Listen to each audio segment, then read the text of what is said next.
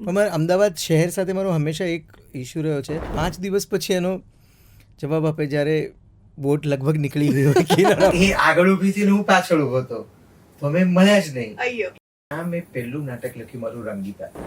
મેં કીધું કે સરસ છે પણ આમાં બચ્ચા થોડું જૂનું કરવાનું છે. તો કાંતિભાઈને જરા નેઝલ ક્વોલિટી હતી, તો મેં કીધું પણ કાંતિભાઈ પેન નથી, રિહર્સલ્સ પર પેન નથી કે આ નાટક કોઈને આપવાની જરૂર નથી, આ છોકરાએ સરસ લખ્યું છે, આ જ નાટક આપણે કરીએ. ત્યારે સિદ્ધાર્થભાઈ કીધું ના ના પ્રવીણભાઈ પાસે કરાવડાવે. મને જરા એટલું ગુસ્સો આવ્યો ને સિદ્ધાર્થ કે મેં સારું તો લખ્યું છે.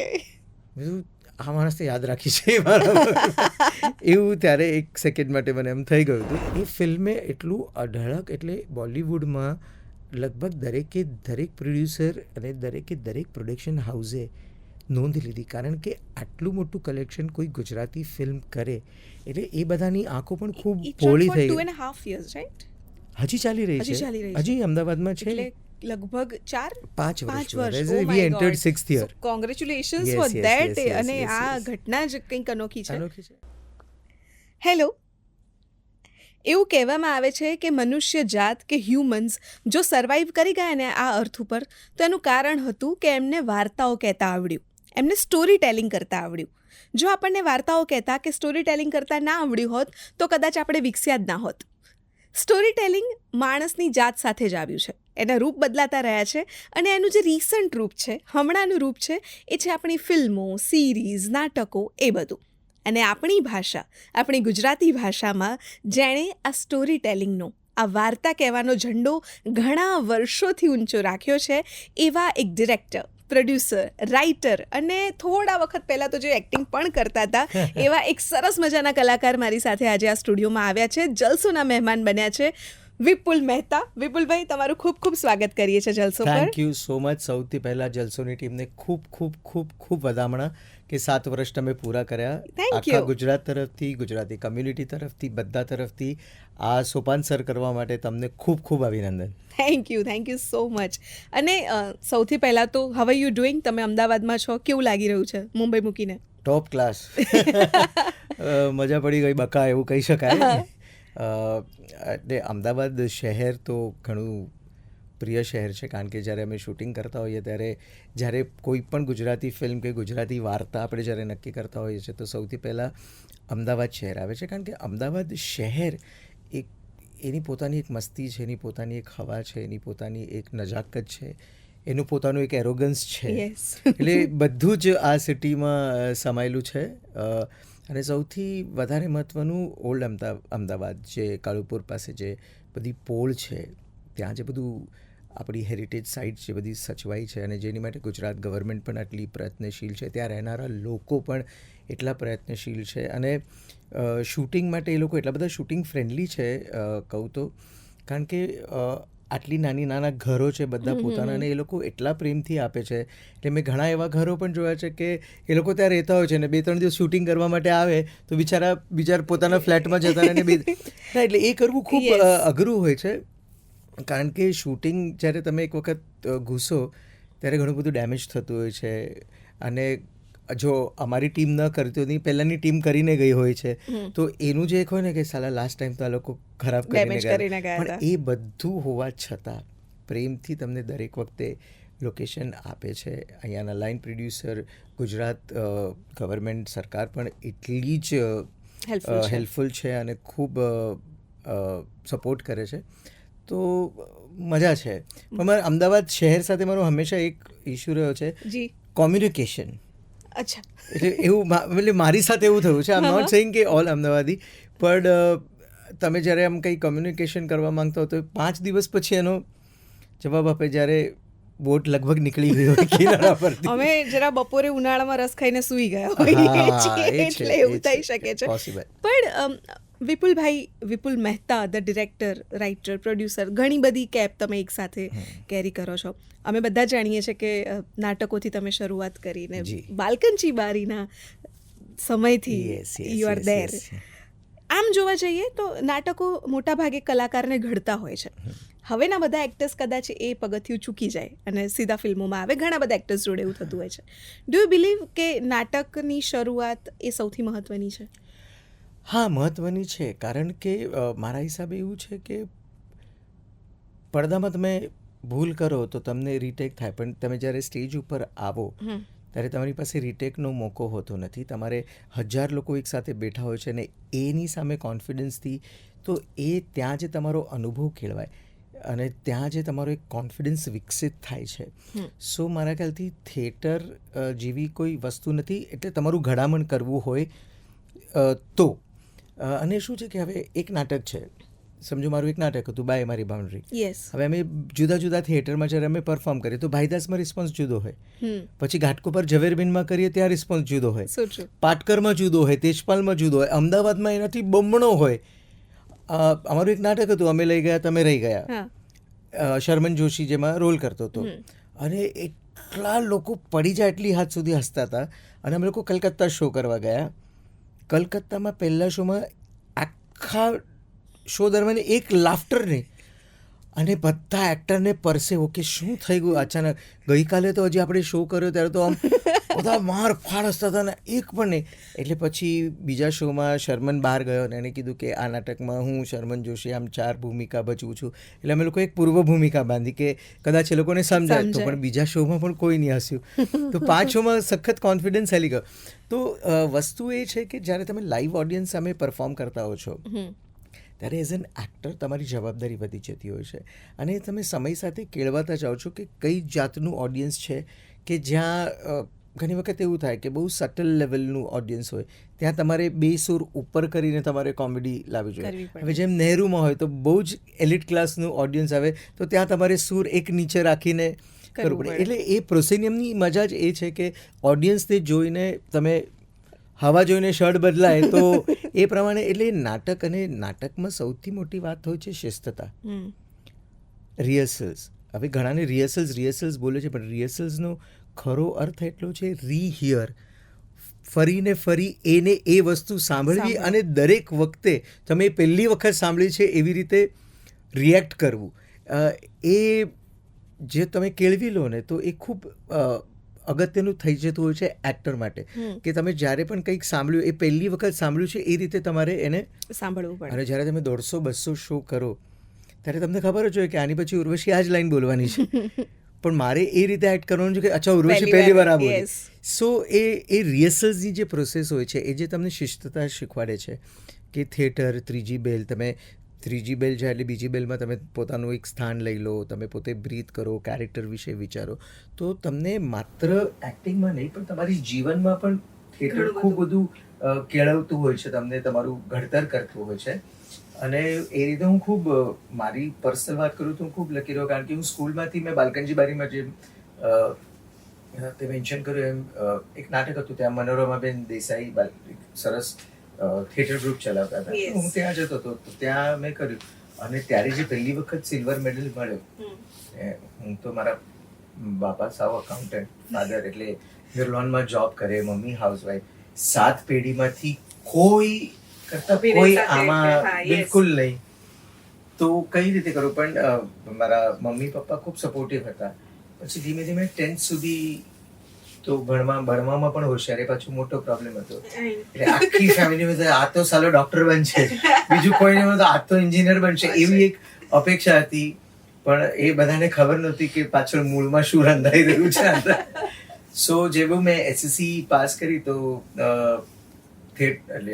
નાટકો શરૂ થયા. એડવર્ટાઇઝ હતી પેપરમાં, ગુજરાતી છાપા. જ્યારે પણ ગુજરાતી છાપું આવતું, જ્યારથી સમજનો થયો વાંચતો, તો એ જે નાટકોની એડ આવે તમારા કે આનંદ લિખિત, દિગ્દર્શિત, ત્યારે એમ થતું કે ચાલો આપણું નામ અહીંયા આવવું જોઈએ. શું કલાકારોનું નામ નીચે આવે, લેખક દિગ્દર્શકનું નામ ઉપર આવે. તો ત્યારથી એવું થતું કે આપણે આ કરવું. હા. એટલે ત્યારથી એ મગજમાં હતું. અને જેવું 10th પાસ કર્યું તો મનસ્વી દીક્ષિતનું ચિલ્ડ્રન્સ પ્લે માટે એ લોકો કાસ્ટ કરી રહ્યા હતા. એટલે પહેલી વખત મેં પહેલા 2 બાળ નાટકોમાં રોલ કર્યો. અને ત્યારે પપ્પા નિર્લોનમાં હતા, તો એની સાથે રાજુલ દિવાન નામના એક એક્ટર હતા, તો એ નાટકો કરતા હતા. તો એમણે મને કીધું કે આને બેકસ્ટેજમાં મોકલી આપો. અને એવી રીતે હું ચંદ્રવદન ભટ્ટ, જે ભીષ્મ પિતામહ ગુજરાતી રંગભૂમિના ગણાતા હતા, એમનું નાટક હતું સગા સૌ સ્વાર્થ. એને અમે 5-7 શો કર્યા. પછી એ લોકો નવું નાટક શરૂ કરી રહ્યા હતા માસીબા કરીને. પછી એમાં હું બેક સ્ટેજમાં આવ્યો અને એ બેક સ્ટેજ કરતા કરતા ભાઈદાસનો એક વખત શો હતો અને વિજય દત્ત અને મુક્તા ભટ્ટ, વિજય દત્ત પણ ખૂબ સિનિયર કલાકાર, તો એમની પરાગ વિજય દત્ત ડ્રામા એકેડેમી ચાલતી હતી અને અપેરેન્ટલી મુક્તાબેન અને મારા પપ્પા અમરેલીમાં દેવર નેબર્સ, એ લોકો પડોશીઓ હતા, તો એટલે મુક્તા આંટી પહેલેથી ઓળખતા હતા, મેં કીધું કે મોકલી આપો અને એ રીતે મેં પરાગ વિજય દત્ત ડ્રામા એકેડેમીમાં એડમિશન લીધું. એટલે મેં શરૂ કર્યું. સાથે 10th પર્સન્ટેજ પણ 89 આવ્યા, એટલે સાયન્સમાં નાખો. ત્યારે મેં બહુ રિબેલ કર્યું કે ભાઈ મારે નથી, મારે આર્ટ્સમાં જાય છે. ના 90% સાથે છોકરો આર્ટ્સમાં જાય. એ વખતે આર્ટ્સ એટલે તો એવું હતું કે આર્ટ્સ તો ખાલી છોકરીઓ કરે, છોકરાઓ બેક ઇન 86-87 એ થોડી મેન્ટાલિટી હતી કે છોકરીઓ માટે આર્ટ્સ, છોકરાઓ માટે એન્જિનિયરિંગ, કોમર્સ. એટલે પછી હું જરાક સ્માર્ટ ગેમ મેં એમ રમી કે મેં મારે તો પછી વસઈ કોલેજમાં લેવું છે, કારણ કે મને એમ ખ્યાલ હતો કે મરાઠી લિટરેચર ઇઝ ગુડ. એ આપણે ગુજરાતી લિટરેચરની વાત પર આવશું ત્યારે મારે વાત કરવી, પણ ત્યાંથી ખૂબ મરાઠી નાટકો સારા થતા હતા. એટલે પછી મેં વસઈ વર્તક કોલેજમાં એડમિશન લીધું. એટલે હું સવારે ત્યાં ભણતો, સાંજે પરાગ વિજય દત્ત ડ્રામા એકેડેમી જતો. અને ત્યારે પરાગ વિજય દત્ત ડ્રામા એકેડેમીમાં અમારી એક સિનિયર હતી મીનાક્ષી કરીને, 1 વર્ષ સિનિયર. તો અમે લોકો નવો બેચ આવે એટલે જે બધા ટિપિકલી આવી જાય કે ચલો દેખતે હૈ કિસમે ક્યા તાકાત હૈ, જે જોવા આવે આમાંથી કોણ બહાર નીકળશે, કોણ ઘરે પાછું જશે, કોણ ધંધો, એટલે એ સિનિયર્સ આવતા હોય. તો એ છોકરીએ મને કીધું, એને ખબર પડી કે હું 11th-12th મેં વર્તક કોલેજથી ઇન્ટર કોલેજિયેટ કોમ્પિટિશનમાં રોલ કર્યા, નાટકો કર્યા ત્યાંથી. તો એને મને કીધું કે હું મણિબેન નાનાવટી કોલેજમાં છું, તો અમારી એક સ્ટ્રીટ પ્લે કોમ્પિટિશન છે, તું પ્લે ડિરેક્ટ કરાવીશ? હા કરાવીશ, કારણ કે તો મેં નક્કી કર્યું કે પાર્લર સ્ટેશન ઉપર લેડીઝ ડબ્બા પાસે મને સવારે 11 વાગે મળશે. હવે 2 લેડીઝ ડબ્બા હોય આપણને, તો એ આગળ ઉભી હતી ને હું પાછળ ઉભો હતો, તો અમે મળ્યા જ નહીં. હું કોઈને પૂછતા મણિબેન નાનાવટી કોલેજ ક્યાં છે, હું ગયો અને ત્યારે તો યંગ હતો એકદમ, સરસ 18-19 વર્ષનો, જુલ્ફો, વાળ સખત હતા. તો આમ જેવો અંદર આમ એન્ટર થયો ત્યાં તો છોકરીઓએ સીટી વગાડવાની શરૂ કરી, ગર્લ્સ કોલેજ છે, ગર્લ્સ કોલેજ છે, કિધર જા રહા હે. અને હું જે નીચી મુંડી નાખીને જે સીધો સ્ટાફ રૂમમાં ઘૂસ્યો, અને that day actually changed my life. તો હું ત્યાં એક આસમા મેડમ કરીને છે, આસમા મેડમ અને રૂમા મેડમ જે થિયેટર સંભાળતા હતા, એ લોકો પણ મને જોઈને જરાક દ્વિધામાં આવી ગયા કે આટલા યંગ છોકરાને છોકરીઓની કોલેજમાં ડિરેક્ટ કરવા આપવાનું, તો કઈ રીતે. પણ પછી વાત કરીને એ લોકોને લાગ્યું, મેં પેલું ત્યાં સ્ટ્રીટ પ્લે કર્યું અને ફર્સ્ટ આવ્યું. પછી ત્યારથી હું મુંબઈમાં ભારતીય વિદ્યાભવનમાં કોમ્પિટિશન થતી હતી કોપફૂડ નામની, તો હું મારા વર્તક કોલેજથી મરાઠી નાટકો કરવા જતા, કારણ કે ત્યાં ગુજરાતી કોઈ હતું જ નહીં, એટલે અમે મરાઠી ને હિન્દી નાટકો કરતા. એટલે પછી મેં મણિબેન નાણાવટીને રિક્વેસ્ટ કરી કે આપણે કોપફૂડમાં એક સરસ ગુજરાતી નાટક કરીએ. અને ત્યાં મેં પહેલું નાટક લખ્યું મારું રંગીતા, જે આખું નાટક અગત્ય પદ્યમાં હતું. એ મારું સૌથી પહેલું writing assignment for intercollegiate competition. અને એ રંગીતા, અને એ વખતે પરાગ વિજય દત્ત ડ્રામા એકેડેમી પણ ત્યાંથી પાર્ટિસિપેટ કરતી હતી. તો વિજય દત્તે મને કીધું તું ત્યાં ડિરેક્ટ કરીશ તો તને અહીંયા રોલ કરવા નહીં મળે. એટલે મારી પાસે એ બહુ ક્રુશિયલ હતું કે ડિરેક્ટર, હા, એટલે હું પરાગ Vijay Dutt drama academy join કરી હતી એક્ટર બનવા માટે, પણ મનમાં હતું કે ડિરેક્ટર બનવું છે. અને પછી એક ક્ષણે મેં બહુ સજ્જતાથી એ નિર્ણય લઈ લીધો કે નહીં, મારે જે ડિરેક્શન કરવું, જે લિખિત દિગ્દર્શિતમાં નામ જોઈતું હોય તો આ રસ્તો છે, આ મારી માટે નો એન્ટ્રી છે અત્યારે. અને દેન મેં રંગીતા નામનું નાટક કર્યું અને એ પહેલી વખત મેં નાટક ડિરેક્ટ કર્યું. અને કોપફૂડમાં એવું છે કે પુરુષોના રોલ પુરુષો જ કરે, એટલે સ્ત્રીઓ પુરુષોના રોલ ના કરી શકે. એટલે એ લિમિટેશન સાથે મેં એ નાટક કર્યું અને we won the second prize. અને ત્યારથી પછી જે ડિરેક્શન અને રાઇટિંગનો જે કીડો સળવળ્યો હતો એને એટલું બધું જોર પકડ્યું, એટલે કોશેટોમાંથી પછી એ હજુ બહાર નીકળીને પાકું ફડફડાઈ થઈ ગયું. અને પછી તો મેં સતત, પણ એ સાથે સર્વાઈવલ માટે પ્રોફેશનલ નાટકોમાં કામ કરતો. એ પણ એક બહુ સરસ છે. હું મણિબેન નાણાવડીમાં રિહર્સલ્સ કરી રહ્યો હતો અને મને અચાનક, ત્યાં મોબાઈલ્સ તો હતા નહીં, 93 ની વાત છે, 93. તો ત્યાંનો જે લેન્ડલાઇન નંબર હતો ત્યાંથી મને રાજેન્દ્ર બુટાલા જે પ્રોડ્યુસર છે એનો ફોન આવ્યો કે એક નાટક છે, તું રોલ કરીશ? મેં કીધું કે હા કરીશ ને. અને કે કાંતિ મડિયા ડિરેક્ટ કર્યો હતો. કાંતિ મળિયાનું નામ આવે કોણ એટલે ના પાડે? કોણ ના પાડે ને? કારણ કે એમની વિશે જે સાંભળ્યું હતું, એમના નાટકો જોયા હતા, અને એટલી મને ખબર હતી કે કાંતિભાઈ એટલી શિસ્તબદ્ધતા શીખવે તમને. કારણ કે એ જો તમારી વોક સારી ન હોય તો તમને માથા પર ચોપડી રાખીને ચલાવે, પગોની વચ્ચે ફૂટપટ્ટી મૂકીને તમને ચલાવે. કારણ કે તમારી વોક પ્રોપર થવી જોઈએ, ઊભા રહેવાનું જેસ્ચર, પોસ્ચર, કઈ છટા હોવી જોઈએ, કઈ અદા હોવી જોઈએ. તો એ પોતે જ એક જીવતી જાગતી એકેડેમી હતા. તો હું તો એકદમ ખુશ હતો. પણ મેં કીધું હું તો એકદમ સાવ નોર્મલ કપડામાં છું. તો કે ના ના બેટા તું આવી જા. તારી બિરલા ક્રીડા કેન્દ્ર જે ચોપાટીની સામે છે, ત્યાં મસ્ત બોટ હાઉસ કરીને મારી બહુ પ્રિય જગ્યા છે, ત્યાં રિહર્સલ્સ થતા. એટલે આમ પાછળ આખો ચોપાટીનો દરિયો ભોગવતો હોય અને બારીમાંથી દરિયો દેખાય અને મોજા સતત અફળાય ને એનો અવાજ આવે. તો પહેલી વખત એટમોસ્ફિયર, હું તો એટમોસ્ફિયર જોઈને જ અભિભૂત થઈ ગયો હતો સખત. અને કાંતિ મળિયા બેઠા હતા એટલે એમણે મને સ્ક્રિપ્ટ આપી કે તું આ વાંચ. એટલે મેં વાંચ્યું.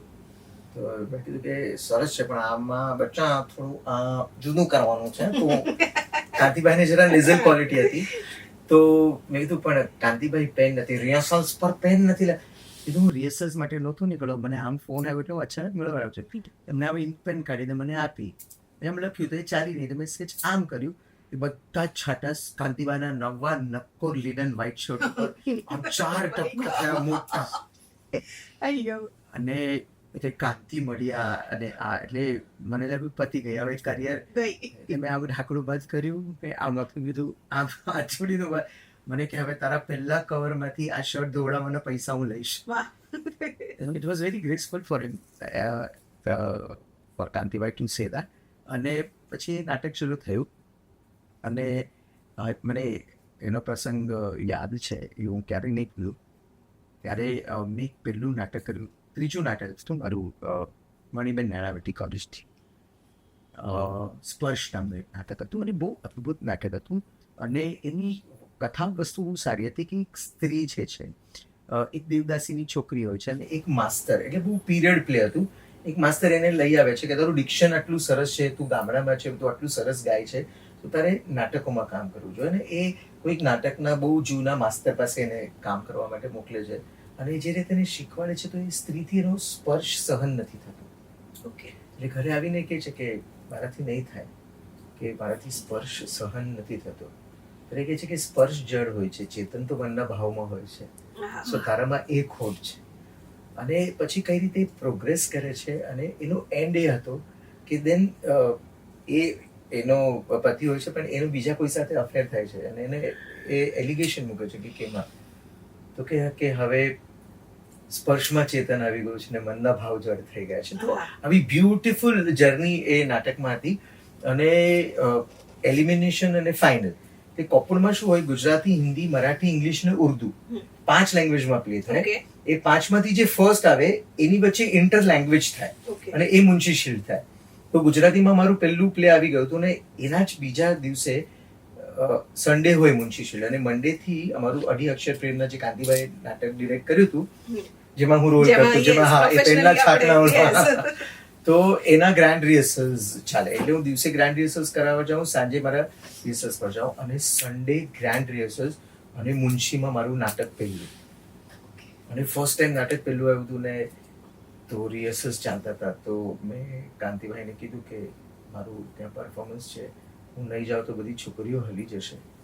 તો કાંતિભાઈ તો પ્રોફેશનલ નાટક લેવું જ ના જોઈએ. એટલે હું તો મારા તો આમ પરસેવો આંખમાંથી, આમ રિહર્સલ્સ ચાલે, આંખમાંથી પાણી. ત્યાં પછી કાંતિભાઈના વાઈફ ઉભા થયા, નીતિન આંટી, તે મળ્યા, તમે નહીં ભૂલો, તમે પણ ત્યાંથી જ આવ્યા છો, એ છોકરા તું જા.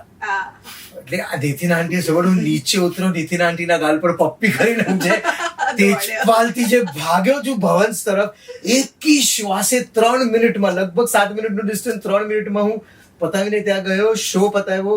શો પતાવીને પાછો જીઆર ઉપર ગયો, ત્યારે 5 મિનિટ થઈ કારણ કે પાછું જવાનું હતું. અને જીઆર કરીને પછી હું રિઝલ્ટ માટે ગયો. ત્યારે મિનળ પટેલ જજ હતા અને એ પહેલો દિવસ એવો હતો કે ત્યાં એવું અનાઉન્સ થયું કે અહીંયા બધી સ્ત્રીઓએ પુરુષ પાત્રો ભજવા, એટલે સ્ત્રીએ જ પુરુષનો વેશ કર્યો. તો કે આ વર્ષે અમે એક પણ પુરુષ પાત્રનો અવોર્ડ નથી આપી રહ્યા, કારણ કે અમારે આ 3 છોકરીઓને આપવું છે બેસ્ટ એક્ટરનું પ્રાઇઝ, પણ એ લોકો ડિઝર્વ કરે છે. પણ કોમ્પિટિશનનો રૂલ છે એટલે અમે લોકોએ નક્કી કર્યું કે આ વખતે બેસ્ટ એક્ટર કોઈને નહીં આપીએ. Oh my God. ઓકે. અને એ સ્પર્શ નાટકથી હું ઘણો બધો એસ્ટાબ્લિશ થઈ ગયો. એટલે એ જે શૈલેષ દવે, શફી નામદાર, એ બધાના સન્ડે હતા, શો હતા, અને એ લોકોએ નાટક વિશે એટલું સાંભળ્યું હતું. બધા પોતપોતાના શોએ, જે 7:45નો શો એ 8:15 શો શરૂ કર્યો, અને બધા 7:05 થી 7:40 સુધી ભવન્સમાં એ નાટક જોઈને બધા પોતપોતાના પ્રોફેશનલ નાટક ઉપર ગયા.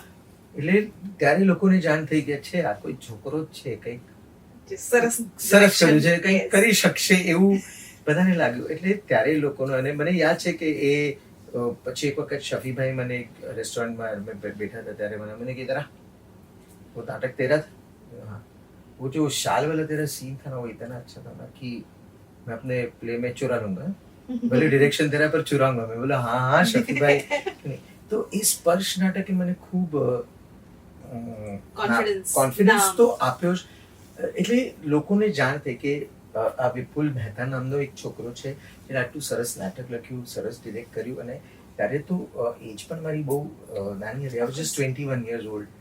અને એ ડેપ્થ જે પ્લેમાં લઈ આવ્યો હતો, અને શું છે દરેક કલાકારને પોતાની લાગે એવી વાત છે, સ્પેશિયલી એક્ટ્રેસને હું બહુ રિલેટેબિલિટી હતી એ વાતમાં. તો અને ત્યારે પછી હવે ઘરનું પ્રેશર વધી ગયું. અને એની પહેલા તો 12મીમાં એક સરસ કિસ્સો થયો છે. ત્યારે કયામત સે કયામત તક ફિલ્મ આવી હતી, આમિર ખાન અને જુહી ચાવલા. અને એ પપી લવના દિવસો હોય, તમે આમ પ્રેમમાં પડ્યા હો, છોકરીઓ હોય. તો મેં લગભગ 21 વખત એ ફિલ્મ જોઈ. મને ડાયલોગ, સ્ટોરી, ગીતો બધું જ યાદ. અને આખો વર્ષ ચરી ખાધું હતું નાટકોમાં. એટલે કઈ ભણ્યું નતું. ને ફિઝિક્સની પ્રિલિમ્સની એક્ઝામ આવી 12th ની, કાંઈ વાંચ્યું નતું. એટલે પ્યુન સાથે બધું હોય. એટલે તમારે જે શું કહેવાય ને, પ્રયોગ, પ્રેક્ટિકલમાં તો પ્યુન સાથે મળીને બધું સોર્ટ આઉટ થઈ ગયા. પણ પેપરમાં શું કરવું એટલે કાંઈ ખબર નહીં પડી. ફિઝિક્સનું પેપર મેં બધી કયામત સે કયામત તકના ડાયલોગ, સ્ટોરી અને ગીતો બધું જ પેપરમાં લખી માર્યું ફિઝિક્સના. અને પછી મારું એ નોટિસ બોર્ડ ઉપર પેપર લગાડ્યું અને મારા પેરેન્ટ્સને બોલાવવામાં આવ્યા. ત્યારે મને હજી પણ યાદ છે, મારી મમ્મી એ દિવસે મને બેડમિન્ટનના બેટથી સાટ જે માર્યો હતો, મારા ઉપર ચડીને સખત બૂમાબૂમ થઈ હતી. અને ત્યારે પણ હું કહેતો હતો, મેં તો કીધું તો મને આર્ટ્સમાં નાખો, મને સાયન્સમાં ના નાખો. પણ પછી તો વાંચ્યું, એટલે ભણવામાં તો થોડુંક હતું, એટલે ભગવાને પહેલેથી થોડુંક બુદ્ધિ આપી હતી. તો 12th પાસ થઈ ગયું. પછી જરાક જે કાકા, ફઈઓ, મામા, માસીઓ બધા છે, આ લાઈનમાં જશે, ડૉક્ટર બનવું, આ લાઈનમાં જશે, આ લાઈનમાં શું ફ્યુચર છે, આ છે તે છે. એટલે સતત એ ચાલતું હતું. એટલે ત્યાં 93માં અરવિંદ જોશી, શર્મનના પપ્પા જે છે, પ્રવીણ જોશીના ભાઈ, એમનું એક નાટક હતું આશીર્વાદ કરીને, જે ફાધર ઓફ ધ બ્રાઇડ પર બેઝ હતું. એ લોકો જઈ રહ્યા હતા અમેરિકા 2 નાટક લઈને. શર્મન નહોતો જવાનો, તો હું એ ગયો. અને ત્યારે મારી આખી ફેમિલીનો દ્રષ્ટિકોણ બદલાયો. અમેરિકા અને 93માં કોઈ અમેરિકા વિચાર્યું તો પણ નહોતું ને આ અમેરિકા જાય છે. તો પછી ફેમિલીને પણ લાગ્યું કે આ કંઈક કરશે. એટલે નાટકોએ તમને કદાચ અહીંયા આવવા માટેનો, આજે પણ કંઈ કરવાની ઈચ્છાઓ હતી એ કરવા માટેનો બેઝ કરી આપ્યો. ઇન્ટર કોલેજ છે, શરૂઆતના નાટકો છે, એ પછી તમે એક આખું એક વેવ જેને કહી શકાય, બાય મારી બાઉન્ડ્રીથી લઈને કે એ બધા જ નાટકો. એની વચ્ચેનો પીરિયડ ખૂબ ઇન્ટરેસ્ટિંગ રહ્યો ઉર્વશી, કે 93માં હું જઈને આવ્યો. ત્યારબાદ મેં 2 વર્ષ નાટકો કર્યા. 95માં મેં એક પ્રોફેશનલ પ્લે અટેમ્પ્ટ કર્યું, મિસ્ટર એન્ડ મિસિસ 95. ઓકે. જે સુપર ફ્લોપ રહ્યું, પહેલું નાટક. એટલે બધાને એમ હતું કે ઇન્ટર કોલેજેટ કરે જાય, ખબર જ હતી ઇન્ટર કોલેજેટવાળા કંઈ પ્રોફેશનલ નાટક તરીકે આવું બધું ચાલ્યું. પણ એ સાથે હું સતત મીઠીબાઈ દાલમિયા, NM અને મણિબેન નાણાવટી, બધી કોલેજીસ, આ 4 કોલેજમાંથી હું કરાવતો. કારણ કે એ મારી રોજીરોટી હતી એ ટાઈમે, કે સવારે 3 કલાક અહીંયા. અને 96માં મેં એક પ્લે કર્યું, કથા કલ્પિતા, જેના રાઇટર હતા પ્રકાશ કાપડિયા. ઓકે. તો મેં સુમંત રાવલની એક વાર્તા હતી જે મેં જન્મભૂમિ પ્રવાસીમાં વાંચી અને મને ખૂબ ગમી. અને ત્યારે પ્રકાશ કાપડિયા ખૂબ ઇન્ટર કોલેજેટ માટે લખતા, પ્રોફેશનલ નાટકો તો લખતા જ. તો મેં એમને વાર્તા મોકલીને પ્રકાશ કાપડિયાને વાર્તા ખૂબ ગમી. એને કીધું કે વિપુલ હું લખીશ આ નાટક. તો it was a blessing for me કે પ્રકાશ કાપડિયા, કારણ કે તું શબ્દોનું જાદુગર છે માણસ, અને એ લખે તો ખૂબ મજા પડી જાય. અને એ નાટક અમે 95માં ઇપ્ટાનું 25મું વર્ષ હતું, અને અમે લોકોએ એ નાટક ત્યાં કર્યું. કથા કલ્પિતા નામનું નાટક હતું જે રાજસ્થાન બેઝડ ઉપર હતું. એ નાટકને ખૂબ બધા અવોર્ડ્સ મળ્યા, અને ઇપ્ટાના 25 વર્ષના ઇતિહાસમાં એક છોકરીને બેસ્ટ એક્ટર આપવામાં આવ્યું. Okay, that was a magic. અને ત્યારબાદ ઇન્ટર કોલેજિયેટમાં મારું એટલું બધું નામ થઈ ગયું કે કોપપુરમાં મારા નાટક હોય તો ત્રીજી બેલમાં દરવાજો બંધ થઈ જાય, તો કોઈ નાસ્તો કરતા હોય ને બીજી બેલ વાગીને તો લોકો નાસ્તો મૂકીને વળતું કે વિપુલ મહેતાનું પ્લે છે, ચલો ભાગો, મણિબેન નાણાવટીનું પ્લે છે કે મીઠીબાઈનું પ્લે છે, એ ના થવું જોઈએ. અને એ જ વખતે મને મુંબઈ યુનિવર્સિટીમાં એક પ્લે કર્યું હતું મેં, જેમાં અત્યારે ભામિની, આપણી પ્રતિકની વાઈફ ભામિની ઓઝા, એ બધા હતા એ નાટકમાં. અને એ નાટક ફર્સ્ટ આવ્યું, ને ત્યારબાદ 96થી લઈને 2000 સુધી મુંબઈ યુનિવર્સિટી માટે મેં સતત ઝોનલ અને નેશનલમાં 5 વર્ષ કન્ઝિક્યુટિવલી થિયેટરની trophy I just got for the Mumbai university. So એ ખૂબ પ્રાઉડ મોમેન્ટ હતી મારી માટે કે સતત 2 વર્ષ 3 વર્ષ પણ 5 વર્ષ એક સાથે એક થિયેટરની ટ્રોફી લાવી. અને એ વખતે મેં એક સરસ નાટક કર્યું. એટલે મારા યુનિવર્સિટીમાં રિહર્સલ ચાલતા હતા, તો અસલમ પરવેઝ નામના એક રાઇટર છે, એ મને મળવા, મને કે मेरे पास ऐसा एक जयंतीलाल नाम का एक वन लाइन है, वन एक्ट में बोला करते हैं. એટલે ત્યારે તો હવે નાટકોનું કવર પણ કેટલું હોય, 125 રૂપિયા, 150 રૂપિયા, નંગા નાયગા ક્યાં નિચોડેગા ક્યાં, એમાં કઈ બહુ ફરક જ પડે. એટલે મેં ત્યાંથી 11 રૂપિયા કાઢીને એમના હાથમાં આપ્યા. મેં કીધું કે ये आप किसी को मत देना, ये नाटक मैं करूँगा. અને એ જયંતીલાલ જ્યારે અમે મીઠીબાઈ કોલેજથી એ નાટક પરફોર્મ કર્યું, એટલે મને એમ લાગ્યું હતું એ દિવસે રિસ્પોન્સ જોઈને કે તેજપાલનું છાપરું ફાટીને નીચે આવી જશે. એટલે ત્યાં 40 મિનિટની લિમિટ હોય ઇન્ટર કોલેજિયેટ કોમ્પિટિશનમાં, અને પણ લોકો હસ્યા જ કરતા હતા. એટલે ઓલાને અંદરથી ગાળો આપતો, જલ્દી બોલ જલ્દી, લોકો ઊભા જ નથી રહેતા. અને એ નાટક દિવસે 52 મિનિટ ચાલ્યું. એટલો રિસ્પોન્સ હતો અને લોકો ગાંડા થઈ ગયા. ત્યારે સંજય ગોરડિયા મારી પાસે આવ્યા, મને કીધું કે આ નાટક મારે કરવું છે. અને ત્યારે ને ત્યારે એણે આમ ખિસ્સામાંથી 2,000 કાઢીને મને અને અસલમ પરવેઝને આપી દીધા કે નાટક મેં કरूँगा, આપ બોલો તભી કरूँगा. અને 99માં એ પ્લે થયું. અને જેવું એ થયું પછી હું કેપ્ટન હાઉસ નામની સિરિયલમાં સ્વપ્ના વાઘમારે જોશી કરીને, અમારા ત્યાંના ટીચર હતા પરાગ વિજય દત્તના, તો ત્યારે એ સિરિયલો ડિરેક્ટ કરતા હતા. એણે મને કીધું કે તું આમાં રોલ કરીશ કેપ્ટન હાઉસમાં? મેં કીધું હા ડેફિનેટલી કરીશ. અને હું ત્યાં રોલ કરવા ગયો અને મેં 2 એપિસોડમાં રોલ કર્યો. તો એને મને કીધું કંઈ સ્ટોરી છે આજ કેપ્ટન હાઉસ માટે? મેં કીધું હા હું વિચારી શકીશ. તો મને કીધું, ને પછી મેં એમને કીધું, એણે એકતા કપૂર સાથે મીટિંગ ગોઠવી અને એ સ્ટોરી મેં નરેટ કરી કેપ્ટન હાઉસની, અને એને ગમ્યું અને એ પટી ચલ્યું. પછી એને મને કીધું, મેં આપકો એક પાયલટ એપિસોડ દેતી હું, આપ દેખો આપ ક્યાં બના सकते हो, मुझे बताओ. તો એ પાયલટ એપિસોડ મેં જો, હવે મારી માટે પણ આખું ક્ષેત્ર નવું હતું. આપણે તો ટેલિવિઝન આપણને એવું કંઈ હતું નહીં, અને દૂરદર્શનના જમાનાની સિરિયલો જુદી હતી. ને ત્યારબાદ બપોરે શાંતિ ને અપરાજિતા ને એવી બધી સિરિયલોનો દોર શરૂ થઈ ગયો હતો કે બપોરે 12 થી 3ના સ્લોટમાં શાંતિ, હા, એ બધી ડેલી સોપ્સ ચાલુ થઈ ગઈ હતી. તો રાજેશ જોશી કરીને મારા એક સિનિયર મિત્ર છે, એ પણ ખૂબ ઇન્ટર કોલેજિયેટ કરતા હતા અને CA કંપનીમાં એ જોબ પણ કરતા હતા. તો એમણે જોબ છોડી હતી કારણ કે એ પણ કંટાળી ગયા હતા, એને ફૂલ ટાઈમ આ કરવું હતું. ચલો રાજુભાઈ આપણે અટેમ્પ્ટ કરીએ. મને કે ના ના આપણે ડિરેક્ટર છીએ, આપણને પ્રયત્ન કરવામાં શું છે. અને અમે લખીને ગયા અને એકતા કપૂરે જે કપડાં ફાડ્યા છે અમારા, બાબા, કે थिएटर से हो तुम लोग, हमको लगा आप, मेरे को लगा आप इतना अच्छा लेके आओ, क्या लेके આવ્યો, કચરા લેકે આવ્યો.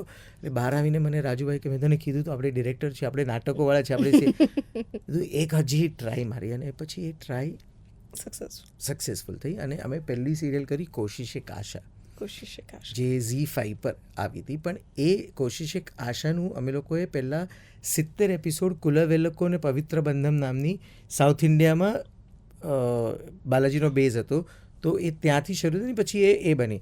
તો આ બધામાં અને એ થયું ને એણે અમને ક્યોંકી સાઝવી કભી બહુથી ઓફર કરી, બદલી નાખ્યો. પછી અમે ક્યોંકી લખવાની શરૂઆત કરી. અને 98થી સંજય ગોરડિયા પાસે રાઇટ હતા જયંતિલાલના. ઓકે. અને પછી 99 તો આખું ક્યોંકીમાં ગયું, 2000 ક્યોંકીમાં ગયું. એટલે દર વખતે અમારે ભાઈદાસમાં એક ચબૂતરો બનાવ્યો હતો, એ લોકો આપણે બેસવા માટે ખેલૈયા નામનો એક જગ્યા બનાવી હતી. તો દર દિવાળી બધા ત્યાં ભેગા થાય. તો દર દિવાળી સંજય જયંતિલાલ કરશું આપણે, ક્યારે કરશું? કીધું હા કરીએ સંજયભાઈ. પાછા 2000 કરવું છે ને? કીધું હા કરશું. પછી મને 2 વર્ષથી પછી મને શરમ આવી. પછી મેં એકતા સામે જઈને એક શરત મૂકી, હું સિરિયલ લખીશ પણ હું નાટકો નહીં છોડી શકું. હું સવારે 7થી તે સાંજે 6 બાલાજીનો 6 વાગ્યા પછી હું મારા થિયેટરનો નાટકોનો.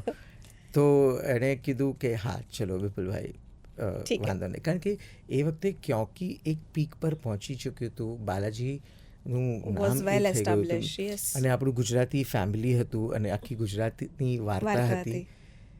તો એણે મને એ વાતની પરમિશન આપી અને પછી જલસા કરો જયંતિલાલ નાટક લખાવાનું શરૂ થયું. તો એનો પણ એક બહુ એટલો ઇન્ટરેસ્ટિંગ કિસ્સો હતો કે દિલીપ જોશી એટલે જે જેઠાલાલ છે એ જલસા કરો જયંતિલાલમાં જયંતિલાલનો રોલ કરે.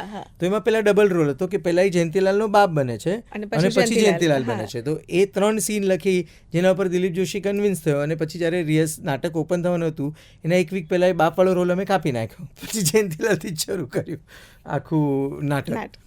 તો એ 2001 જલસા કરો જયંતિલાલ મારે માટે એક ટર્નિંગ પોઈન્ટ હતો. એટલે 99 ક્યોંકી સાસ ભી કભી બહુ થી, કોશિશે આશા અને કુસુમ, આ 3 સિરિયલ અને જલસા કરો જયંતિલાલ, એ નાટક એ ઘણું બધું ઇક્વેશન મારા લાઈફના પણ બદલી નાખ્યા અને થિયેટરના પણ. કારણ કે પહેલી વખત બોક્સ સેટ વગર, એટલે મારો જો ઇન્ટર કોલેજિયેટ કોમ્પિટિશનનો મારો જે અનુભવ હતો, બોક્સ સેટ વગરનો, હા, એટલે very experimental, very basic raw, એટલે બ્લેક લેવલ્સ, એમાં ફક્ત વિંગ્સમાંથી બધું સરકતું જાય અને બધા દ્રશ્યો બદલાતા જાય. તો એ પ્રોફેશનલ નાટક માટે ખૂબ નવી વાત હતી. કારણ કે મોટા ભાગે એ નાટકોને આદત હોય છે. સો એમાં દિલીપ જોશી, ડિમ્પલ, મનીષાબેન, ઉમેશ શુક્લ, આ બધા સારા કલાકારો હતા, એક્ટર્સ હતા. અને એ નાટકે કંઈક જબર. અને એના રિહર્સલ્સ ત્યારબાદ પછી મેં બીજું નાટક કર્યું, કારણ કે હું તને પ્રેમ કરું છું. અને સરિતાબેન જોવા આવ્યા હતા નાટક ભાઈદાસમાં, જલસા કરો જયંતિલાલ. અને મને હજી પણ યાદ છે કે ત્યારે બહાર છે ને ફોન હતો અમારે ત્યાં એક ભાઈદાસમાં, એક કાકા બેસતા હતા, લેન્ડલાઇન એટલે PCO બેસિકલી. ત્યાં મારા GR ચાલતા હતા, કારણ કે ત્યાં મને ફોન આવ્યો કે જરા સરિતાબેનને ફોન કરો. અને મેં ભાગીને ત્યાંથી બહારથી ફોન કર્યો અને સરિતાબેને કીધું જો મારે તારી સાથે નાટક કરવું છે, કાંઈ હોય તો કહેજે.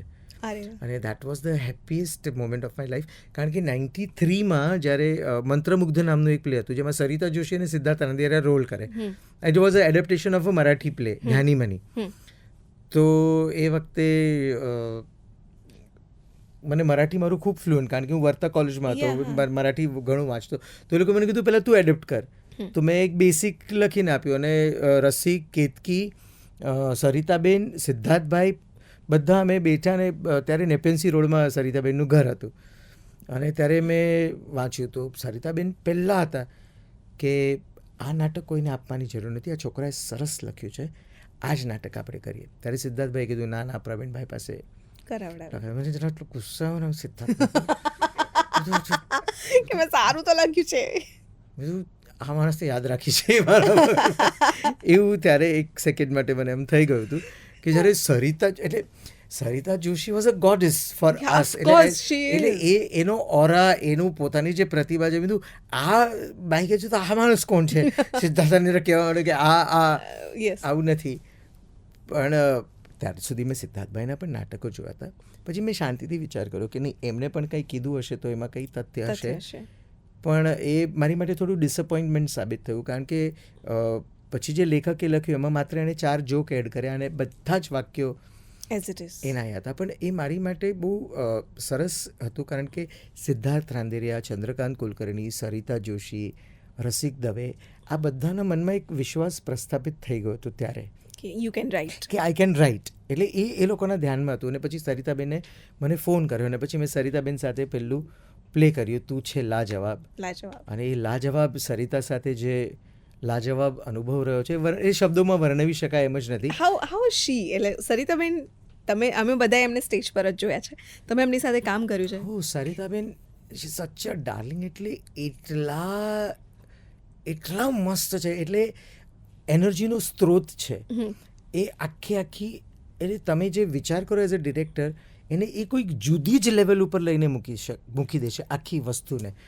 એની મસ્તી, એનું ઉછાંછળાપણું, એની એનર્જી, એટલે કોઈક વખત જીઆરમાં આપણે થાકી જઈએ પણ બે નામના મોબાઈલ ચલો અને પછી તો ખૂબ સારી મિત્રતા. હું હંમેશા સરિતાબેનને કહું છું, હું થોડોક મોડો જન્મ્યો કાં તમે વહેલા જન્મ્યા, બધું જો આપણે આમ સરસ હોય તો પ્રવીણભાઈને તમારી આસપાસ આવવા પણ હું હંમેશા હજી પણ એમને એમ કહેતો હોઉં છું સરિતાબેનને ઓલવેઝ. અને સરિતાબેનને મારો રેપો ખૂબ જ સારો છે, એટલે ઘણી વખત પહેલો વરસાદ પડે એટલે કાં સરિતાબેનનો મને ફોન આવે કે હું એમને કરું કે બેન ભજીયા બનાવું, વાઇનની બોટલ લઈને આવું છું. એટલે હજી પણ એવો એક રેપો છે. અને બેન ખૂબ ખૂબ ખૂબ નિખાલસ અને ખૂબ સરસ. અને એને એટલે હું એકમાત્ર એવો ડિરેક્ટર હોઈશ કે જેણે સરિતાબેન સાથે, એટલે પ્રવીણભાઈ સિવાય બાકી બધાએ બે જ નાટકો કર્યા છે.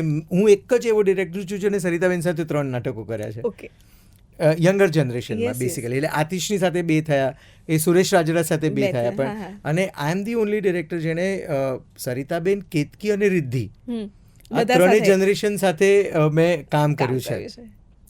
સો અને એનું કારણ છે કે મેં ખૂબ યંગ એજ પર નાટકો ડિરેક્ટ કરવા અને લખવાના ને એ શરૂ કર્યું હતું. અને પછી જલસા કરો, જયંતીલાલ, તું છે લાજવાબ, પછી તો નાટકોની વણથંભી વણઝાર જ શરૂ થઈ ગઈ. અને એ મારા અસ્તિત્વનો એક ભાગ બની ગયો. એટલે મને એક વખત એવું થતું કે સિરિયલ નહીં લખો તો ચાલશે પણ નાટકો તો કરવા જ પડે. હા, એટલે નાટકોના કિસ્સામાં એટલે બહુ બધા અઢળક કિસ્સાઓ છે. નાટકોના કિસ્સામાં તો એવું છે કે વાત કરવા બેસીશું તો વર્ષોના વર્ષ લાગશે. પણ કે વાળી ઘણી સિરિયલો તમે લખી છે અને બાલાજી સાથે તમારું એસોસિએશન અતિશય લાંબુ, ફિલ્મ, સિરિયલ. હવે જ્યારે સમય બદલાયો ને ગુજરાતી ફિલ્મોનો સમય બદલાયો, માઇલસ્ટોન કદાચ મને એવું લાગે છે કે તમારા હાથ નીચે કે તમારા જશ તમારી પાસે છે એનો, કેમ કે નાટકો પણ તમે એવા કર્યા. સિરિયલનું જ્યારે બદલાઈ રહ્યું હતું ત્યારે ક્યુકી વોઝ અ માઇલસ્ટોન. હજુ પણ એની અમને યાદ છે કે અમે નાના હતા ને એ ચાલુ થવાની હોય ને એટલે મમ્મી બધું બંધ કરે છે આપણું બોલવાનું કે હવે થોડી વાર. એટલે એ કિસ્સો તો નહીં જ ભૂલાય. જ્યારે મીરનું મૃત્યુ જે થયું, એમાં મીરનું જે ડેથ થયું, એટલે અમે બધા જ બાલાજીમાં સાથે હતા. એટલે અમે એપિસોડ બધા સાથે જોયો. એમાં એકતાએ બહુ સ્માર્ટ વસ્તુ કરી. ગુરુવારનો જે એપિસોડ હતો ને એમાં મીરનો ફોટો લખીને નીચે લખી નાખ્યું કે 1972 to 2001. આ એણે માસ્ટર સ્ટ્રોક વાપર્યો. અને અમે બધા સાથે હતા એપિસોડ જોયો ત્યારે. એટલે સ્મૃતિ, હું, અપરા, અમે બધા નીચે ઉપર ઓફિસને નીચે શૂટિંગ ચાલે તો અમે બધા એપિસોડ સાથે જોયો. અને 11 વાગ્યાથી લઈને 2 વાગ્યા સુધી બધાના ફોન ચાલો. એટલે ઇફ ઉર્વશી મને ઓળખે તો હવે ઉર્વશીના મમ્મી અમેરિકામાં હોય તો ઉર્વશીના મમ્મીનો મને ફોન આવે, આ મીર મરી ગયો. એટલે અમે લોકો સતત 11 વાગ્યાથી લઈને રાતના 2 વાગ્યા સુધી બધા આ જ જવાબો આપતા હતા. સ્ટાર પ્લસનું આખું મેલ બોક્સ ક્રેશ થઈ ગયું, બાલાજીના લેન્ડલાઇન પર ફોન. એટલે ઇટ વોઝ અ કેઓટિક ઇવનિંગ. આ બધું પતાવીને અમે આમ મસ્ત પાર્ટી કરીને 4:30 ઘરે જઈને સૂતો. ત્યાં 6:30-7 વાગે મારા સોસાયટીના 25 બૈરાઓ મારા ઘરે. એ મીર સચમે મર ગયા. એ દેટ વોઝ, એટલે એ અમારી માટે ખૂબ અજુગતું હતું. અને એટલે એ એક્સપિરિયન્સ વર્ણવી શકાય એવું હતું ને કે આવો રેજ થઈ જશે એવું તમે ધાર્યું નહોતું. સાચી વાત છે. પણ મિહિરનું મારું, હું બહુ નાની હતી, સ્કૂલમાં કદાચ હોય છે વખતે મને યાદ છે કે એટલે તું એમ કહેવા માંગે છે કે હું બહુ મોટો છું? વાંધો નહીં ઉર્વશી, દેટ્સ ફાઇન. તમે બહુ જલ્દી શરૂ કર્યું છે, એ તમને ફાયદો છે. સો મને સન્નાટો હજુ યાદ છે કે, અને એ બીકોઝ અમારી જે સોસાયટી હતી ને તો કેબલ કનેક્શન ઓછા હોતા એ વખતે. બધાના ઘરે પેલા દૂરદર્શન અને મેટ્રો હતી એ વખતે ચેનલ. સો કોઈ 1-2 ઘરોમાં એવું હોય કે સ્ટાર પ્લસ છે. સો દે આર ધ પીપલ કે જેમના ઘેર બીજી બહેનો જાય. અને બધી બહેનો મને લાગે છે કે એમણે છાજિયા લેવાના જ બાકી રાખ્યા હતા. બાકી એટલો બધો કકડાટ થયેલો. ક્યુંકી આ બધા નાટકો, એ પછી તમે એક એવી ફિલ્મ આપી કે એ એવા સમયે આવી કે જ્યારે એકચ્યુઅલી એની જરૂર હતી કે કોઈ એવી ફિલ્મ આવે. અને જે 1-2 ફિલ્મોથી થોડો પુશ મળ્યો હતો. ગુજરાતી ફિલ્મો ડાઈંગ, આપણે જૂનો જમાનો બહુ ભવ્ય હતો, એના વિશે આપણે સ્વાભાવિક રીતે ના ભૂલી શકીએ. પણ વચ્ચેનો જે સમય રહ્યો એમાં જે શહેરી, સોરી ટુ ઇન્ટરપ્ટ યુ, પણ એ જમાનો પણ અમે લોકો, અમારું બાળપણ, મારા દાદા દાદી રહેતા અમરેલી. હા, અમરેલી. તો અમે વેકેશન કરવા માટે ત્યાં જતા અમરેલી બધા, એટલે જેવું અહીંયા એક્ઝામ પતી એ સીધું બીજા દિવસે લકી ટ્રાવેલ્સની બસ પકડીને સીધા અમરેલી બધા મામા ફઈઓના જેટલા પણ બધા અમે બધા ત્યાં જઈએ. તો મારા દાદા ત્યાં દસ્તાવેજ લખતા, હરિભાઈ દસ્તાવેજવાળા. તો એમની છે ને ચિઠ્ઠી ચાલે, તો ત્યાં એક રૂપમ નામની ટોકીઝ હતી, તો ત્યાં ચિઠ્ઠી લખ્યા. એટલે અમે શું કહીએ દાદાને કે તમે છે ને પેન્સિલથી લખો, પેનથી ન લખાવીએ. એટલે ત્યાં શું, હવે બા દાદાને ત્યાં ટીવી નહીં, એ બંને 7:30 વાગે સૂઈ જાય.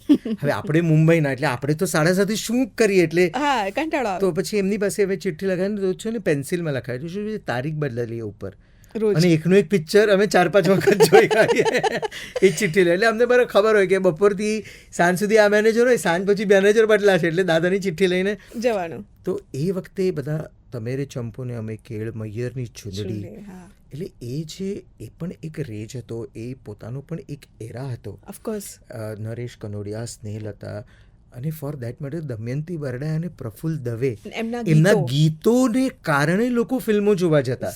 એ પણ એક ભવ્ય આપણા ગુજરાતી ફિલ્મની નો ભૂતકાળ છે, ભવ્ય ભૂતકાળ છે. અને સ્નેહલતા તો પોતે મરાઠી હતા, અને એ ગુજરાતી ફિલ્મોના આટલા મોટા અરુણા ઈરાની, એ બધા બહુ ખૂબ સુંદર કામ, ઉપેન્દ્ર કુમારથી લઈને હમણાં પણ. એટલે સ્વાભાવિક છે કે જ્યારે એ સમય હતો જ્યારે આ બધી ફિલ્મો બહુ જ સુંદર ચાલતી, અમે તો પાછળથી ટેલિવિઝન પર એ બધી જોઈ. વચ્ચેનો થોડોક સમય કદાચ એવો ગયો કે જ્યારે ગુજરાતી ફિલ્મોનું ચલણ જ ઓછું થઈ ગયું હતું, અને ઓડિયન્સ બદલાઈ રહી હતી, અને ઓડિયન્સ બદલાઈ રહી હતી. ટેલિવિઝન એટલું બધું પહોંચી ગયું હતું ઘરમાં, અને એ જ બધી વસ્તુઓ પછી અહીંયા રિફ્લેક્ટ થવાની શરૂ થઈ ગઈ થિયેટરમાં. કારણ કે લોકોને ઘરે બેઠા જે મનોરંજન મળતું હતું, અને એ જે રીતે શહેરીકરણ વધવા લાગ્યું હતું, એટલે ગ્રામ્ય વિસ્તારોમાં પણ શહેરીકરણ થોડું પ્રોગ્રેશન થઈ ગયું હતું. ગામડાના લોકોએ રહેવાનું તો શહેરી લોકોની જેવું જ શરૂ કરી દીધું છે. એટલે બધાના ઘરે કેબલ પહોંચી ગયા, તો તમારી આંગળીના ટીપ પર એન્ટરટેનમેન્ટ આવી ગયું ને ત્યારે. એટલે એ વસ્તુ ત્યારે કદાચ કિલ કરી ગઈ એ વસ્તુને. પણ દરેક વસ્તુનો એક સેચ્યુરેશન પોઈન્ટ હોય છે, એટલે એ સેચ્યુરેશન પોઈન્ટ હતો. પણ તેમ છતાં એટલે મને એવું લાગે છે કે ગુજરાતી ફિલ્મોએ હંમેશા પોતાના ફ્રન્ટથી, અત્યારે પણ આપણે બધું એમ કહીએ છીએ અર્બન, પણ પેલા કયો હીરો, વિક્રમ ઠાકોર, ફિલ્મ એનું પોતાનું પણ ઓડિયન્સ છે આજે, એ રેજ છે એમના એરિયામાં, યુ કેન નોટ ગો. હા, એટલે લોકો ટ્રેક્ટર ભરીને એ પિક્ચર જોવા જાય. તો એટલે આ અર્બન શું અને ગામનું શું દરેક વસ્તુનું પોતાનું એક ઓડિયન્સ હોય છે, અને એ લોયલ ઓડિયન્સ હોય છે. એની જગ્યા છે, અને you can not move them, એ ત્યાં જ રહેવાના. પણ coming back to the urban rage, હું પણ એ શબ્દ બહુ વાપરવાનું પસંદ નથી કરતી. કદાચ નવા જમાનાનો સમય છે, જેમ આપણે એવું કહીએ જે ક્લાસિક ફિલ્મો છે, અત્યારની ફિલ્મો છે. સો તમારી જે ફિલ્મ આવી એની પહેલા કેવી રીતે જશે થોડીક ઓડિયન્સ લાવી હતી, બે યાર થોડા ઘણા લોકોને થિયેટર સુધી લાવવાનું શરૂ કરી દીધું હતું, એન્ડ દેન તમારી ફિલ્મ આવી જીવી લઈએ, ચાલ જીવી લઈએ. ના, પહેલી મારી ફિલ્મ આવી કેરી ઓન કેસર. કેરી ઓન કેસર પહેલા આવી હતી? હા, સૌથી પહેલી ફિલ્મ મારી કેરી ઓન કેસર. કેરી ઓન કેસરનો કેરીનો રસ અમે ખાધો છે, ગોંડલ આવીને. અમારી એક સરસ મીડિયા મીટ હતી ત્યાં, જેમાં અમે બધા, જેમ ટ્રેક્ટર તો નહીં પણ એક બસ ભરીને અમે ગોંડલ આવેલા, અને ત્યાં સુંદર સેટ પર આવેલા. પણ એનો પણ કેરી ઓન કેસરનો અનુભવ ખૂબ સારો એટલા માટે રહ્યો હતો કારણ કે મેં કોઈ દિવસ, એની પહેલાં મેં એક હિન્દી ફિલ્મ લખી જે સુપર ફ્લોપ ગઈ હતી. મારું એક નાટક હતું બાય મારી બાઉન્ડ્રી, સુપર નાની, આઈ થિંક. સુપર નાની, યસ, રેખા. હા, એટલે એમાં એવું હતું કે એ નાટક ઇન્દ્રકુમાર અને અશોક ઠાકરિયા પહેલાં શોમાં જોવા આવ્યા, અને લોકો અભિભૂત થઈ ગયા નાટક જોઈને. અને ઇન્દ્રકુમારની ત્યારે એ બેટા ને મન ને દિલ ને ઇશ્ક, એ ટાઈપના બધા એવા ફિલ્મો એ કરતા હતા. તો એમણે કીધું મારે આ ફિલ્મ બનાવી છે. કીધું હા તો બનાવો. પછી એમણે કીધું તું ડિરેક્ટ કર. એટલે હું તો આમ પતંગિયા ને આખા બધા બટરફ્લાઇઝ નહીં, બધા ટ્યુલિપના ગાર્ડન ઉગી ગયા હતા કે ડાયરેક્ટ ફિલ્મ ડિરેક્ટ કરવાની વાત થઈ. અને પછી રેખાજીને મળવાનું થયું નરેટ કરવા માટે. તો અમે રેખાજીને મળવા ગયા હતા. હું આમ રેખાજીને જોયું, કેવું લાગ્યું તમને? એટલે મને રેખાજી કે સુને મેં કીધું નહીં, પહેલે 5 મિनट आपको देख लेने दो मुझे, वरना मैं नरेट नहीं कर पाऊंगा. तो मैंने कहा अच्छा ठीक है, इनके लिए चाय बोलो, आप चाय पीते पीते मुझे देखिए, आपका देख के मन भर जाए, फिर मुझे नरेट कीजिए. It was very sweet of her. અને એ નરેશન પત્યા પછી રેખાજીએ ઊભા થઈને શી હગ્ડ મી, અને એક ક્ષણ જે મારા માટે હતી કે રેખા The ધ ડીવા અને એટલે ઇટ વોઝ વેરી ગ્રેટ. અને એ પછી જ્યારે રેખાજી આ પાડી તો ઇન્દુભાઈ કીધું હું ડિરેક્ટ કરવા માગું છું. એટલે પછી એ પાછી હવા પ્રમાણે શર્ટ બદલાયું અને ફંટાઈ ગયું. એટલે એ બધું થઈ ગયું. પછી આ દરમિયાન મારા જીવનની એક સૌથી મોટી મેઇન ઘટના મુક્તિબંધન સિરિયલ, હરકિશન મહેતાની નોવેલ. અને આઈ એમ વેરી પ્રાઉડ. એટલે હું એટલા માટે પ્રાઉડ છું કે હું ગુજરાતી છું અને ચિત્રલેખામાં સતત એક એવો દરેક ગુજરાતીઓના ઘરે દોર ચાલ્યો હતો કે બધાના ઘરે આવે ને શુક્રવારે સવારે પડાપડી થાય કે પહેલું પ્રકરણ કોણ વાંચશે, એટલે કોના હાથમાં પેલું ચિત્રલેખા જશે અને કોણ વાંચશે અને કોણ સ્પોઇલર આપશે કે આમાં બોલ એન્ડમાં થાય છે. એટલે કોઈ વાંચે નહીં પેલા. એટલે એના ઉપરથી સિરિયલ બનાવી અને શોભના દેસાઈ જેવા, એટલે મારું એ લક છે કે મને લગભગ ફિમેલ પ્રોડ્યુસર ટેલિવિઝનમાં મળ્યા. તમારે લેણું છે એકચ્યુઅલી. અને એ મુક્તિબંધન મારી ખૂબ, એટલે મારી સૌથી પ્રિય સિરિયલમાંથી 2 સિરિયલો કોશિશ એક આશા અને મુક્તિબંધન અમારા ખૂબ ગમતા ક્રિએશન્સ નજીક છે. અને એવી જ રીતે નાટકોમાં બાય મારી બાઉન્ડ્રી, લાલી લીલા, પછી ભાવેશ માંડલિયા એક નાટક લખ્યું હતું ચીની મિની, એક છોકરી સાવ અનોખી. આ બધા પ્લે મારા ખૂબ નજીકના ઓલા છે. તો એમાં અમે એક પ્લે કર્યું હતું બાને ઘરે બાબુ આવ્યો. અને મેં છે ને હંમેશા હું બહુ ઓપન રહ્યો છું કારણ કે હું એવા બેકગ્રાઉન્ડથી આવું છું કે મને કોઈ સપોર્ટ નહોતો. મેં મારી કેડી જાતે કંડારી છે. તો જે પણ નવા આવે જેમ હિતેન આનંદપરા, મુકેશ, અંકિત ત્રિવેદી, આ બધા કવિઓને પણ મેં ઇન્સ્પાયર કર્યા કે તમે નાટકો લખો. તમે જો કવિ છો, તમને શબ્દો પર પકડ છે, બાકી હું ગાઈડ કરવા બેઠો છું ને, તમે લખો. તો એ બાને ઘરે બાબો આવ્યો એના પરથી પછી અમે નક્કી કર્યું કે ફિલ્મ બનાવીએ, કેરી ઓન કેસર. અને સુપ્રિયાબેનને અપ્રોચ કરે અને સુપ્રિયાબેન રિયલી લવડ ઇટ કે હું આ ફિલ્મ કરું છું. અને દર્શન જરીવાલા અને સુપ્રિયા પાઠક અને અમિતાભ બચ્ચન અને એ તો પછી કેમિયો હતો. પણ જયાજી સતત નાટકો જોવા આવે કારણ કે સંજય ગોરડિયા સાથે એમણે નાટક કર્યું હતું મારી ટાયર હોતી હે. તો અમારો કોઈ પણ સોમો શો હોય કે ભાઈદાસમાં શો, જયાજી હંમેશા જોવા આવે.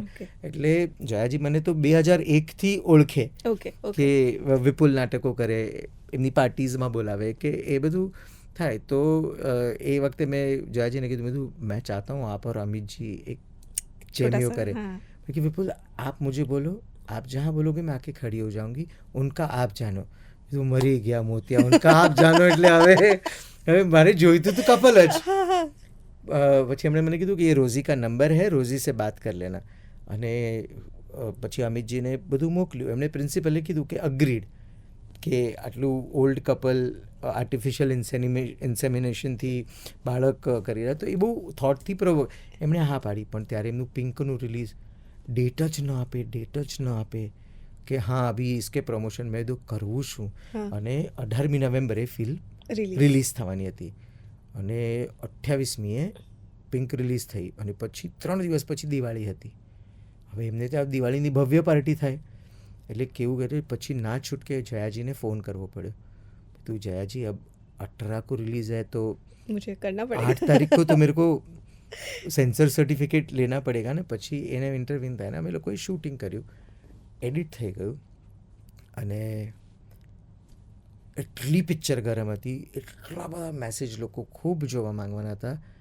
પણ અમારા નસીબ થોડાક વાંકા કે 8મી નવેમ્બરે નોટબંધી થઈ.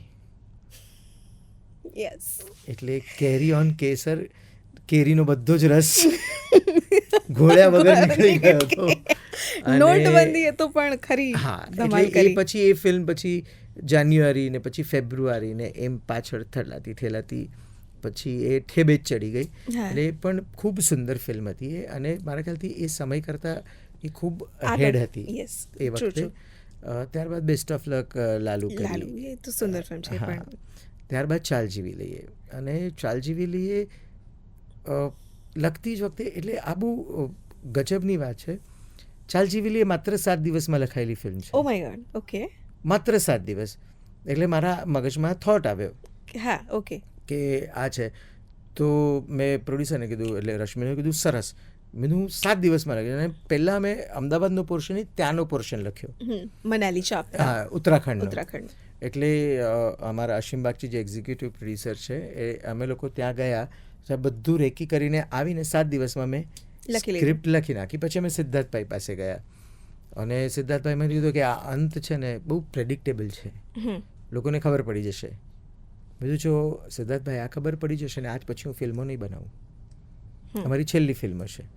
બધું ટ્રીટમેન્ટ વાઇઝ જો કોઈ કેમ કહેશે કે આ આવું છે તો હું ફિલ્મ નહીં કરું. પણ હવે સિદ્ધાર્થભાઈ પણ સતત 18 વર્ષોથી મારો નાટકનો પ્રોગ્રેસ જોતો, એટલે એનો ઇન્ટર કોલેજના નાટક જોતો. એટલે એવું તો કંઈ, સિદ્ધાર્થભાઈ મારી માટે 2 નાટકો લખ્યા પણ છે. યા એટલે બેસ્ટ ઓફ લક લાલુ જે હતી ને ફિલ્મ, એ એકચ્યુઅલી સિદ્ધાર્થભાઈએ નાટક મારી માટે લખ્યું હતું. Okay, yes, best of luck નામનું નાટક હતું, જેના પરથી ફિલ્મ બની. તો એ સિદ્ધાર્થભાઈએ લખ્યું હતું. અને અમે લઈ ગયા તમે રહી ગયા, શર્મન જોશી વાળું જેટલું હતું એ પણ સિદ્ધાર્થભાઈએ લખ્યું હતું. સો એટલે કામ કર્યું હતું, પણ એટલે એવી રીતે ડિરેક્ટર એક્ટર તરીકે અમે ક્યારેય કામ નહોતું કર્યું. તો એ રીતે પછી અમે લોકોએ આ ફિલ્મ શૂટ કરી.